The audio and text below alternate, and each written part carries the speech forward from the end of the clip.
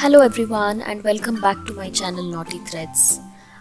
I know most of you watching this video are into the same business or are interested in learning something that I always share. So in the kind of work we do, generally there is lot of threads that is left out, especially after doing kuchu or ari work or anything that is related to silk threads. And when there is very little amount of silk thread left, we generally tend to just stack them, and they remain there forever until and unless you kind of put them to use. So I decided to grab all of these threads which were in very less quantity, and I'm just trying to do something interesting out of it. This video, purposely I have not speeded it because I wanted to give out a lot of tips and some hacks and more information. This is for new subscribers out there, because I have been getting quite a few messages and comments asking me to explain how to store silk threads and how to like lot of information, how to prepare the kuchu thread, how you iron it, how to make it straight, how to apply glue and all of this. So I'm just trying to cover all those points here.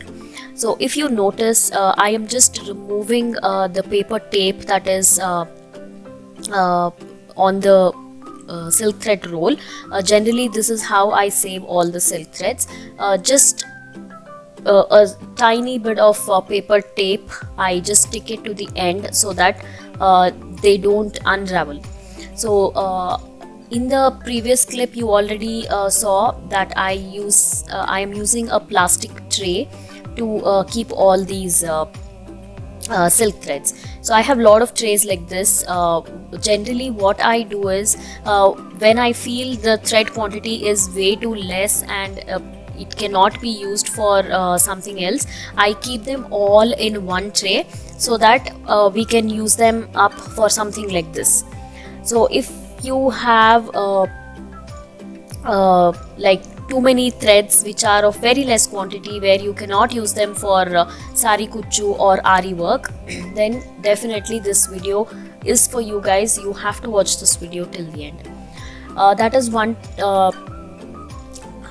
in one piece of information, where you can just use a small piece of paper tape like you see on the rolls, and that's how you save the thread. Another important point I would like to cover is, when you are saving all these thread rolls, arrange them shade wise, like arrange all the blues and purples and violets, dark blue, light blue in one tray, and then arrange all shades of pinks and greens in one tray. So just try to choose the evident or the most primary colors, because those are the common colors we tend to use. So if in case we arrange all these together, then even the last bit of thread can be put to use. Now since I am into this from last 10 years, there is lot of thread and lot of material that keeps getting accumulated, and once in a while I come up with something like this to use them all up. I really don't like wasting anything and just throwing them away, so I'm just trying to come up with this, come up with something unique to put them all to use. So here I am using this kind of cardboard. Roughly I have not counted how many strands I have in my hand.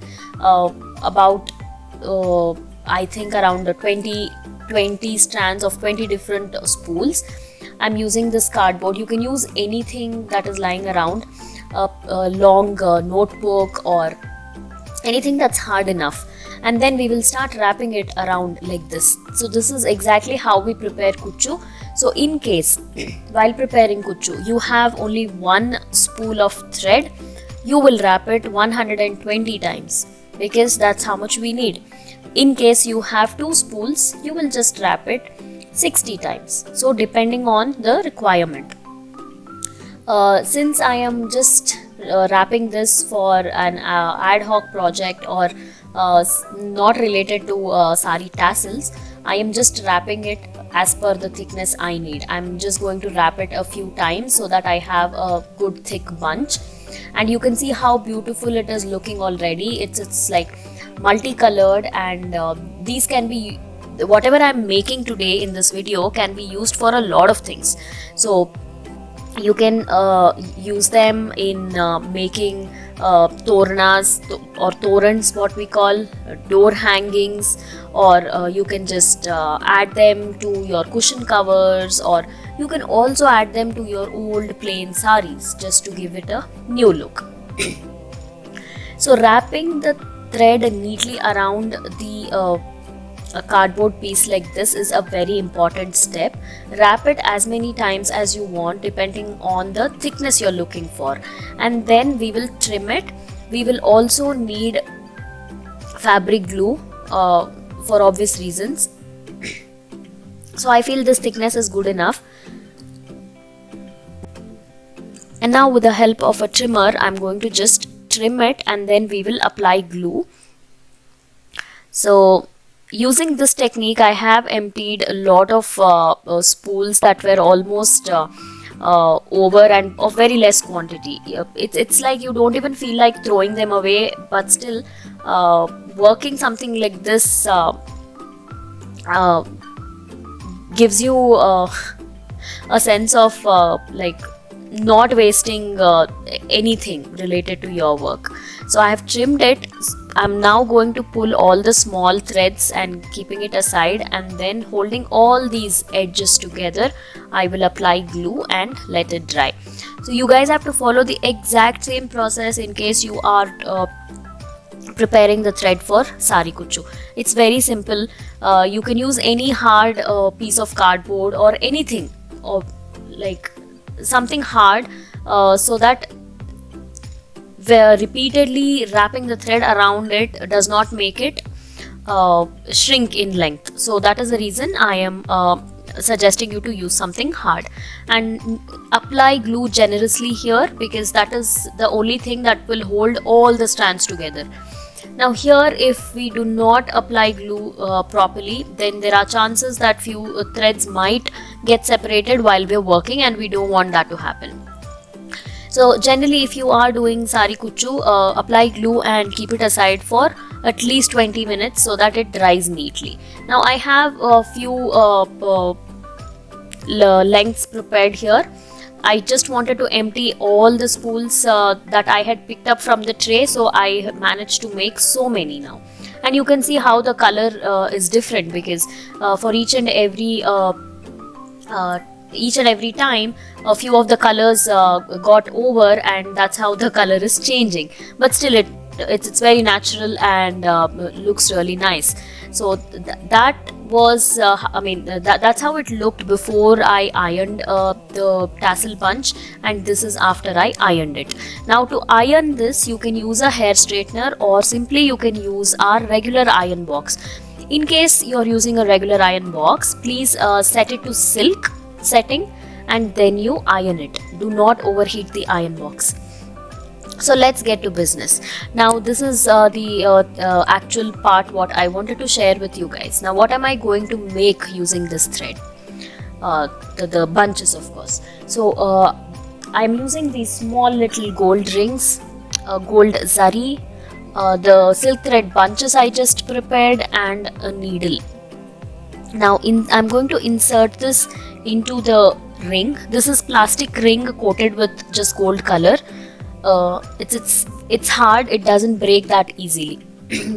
So I'm just going to wrap it. I'm going to keep the tassel a little longer because I want to use it for some home decor kind of project. So that's what is there in my mind, hence I'm going to keep it a little longer.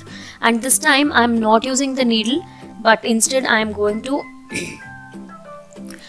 just knot it using my fingers, like how we tie our flowers.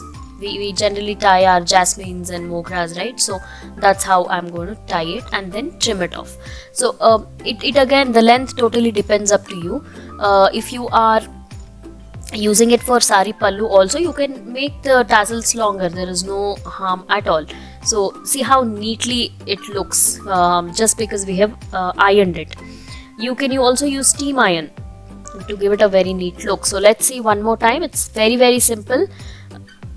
Pass the tassel through the ring, fold it, and then just tie it using zari.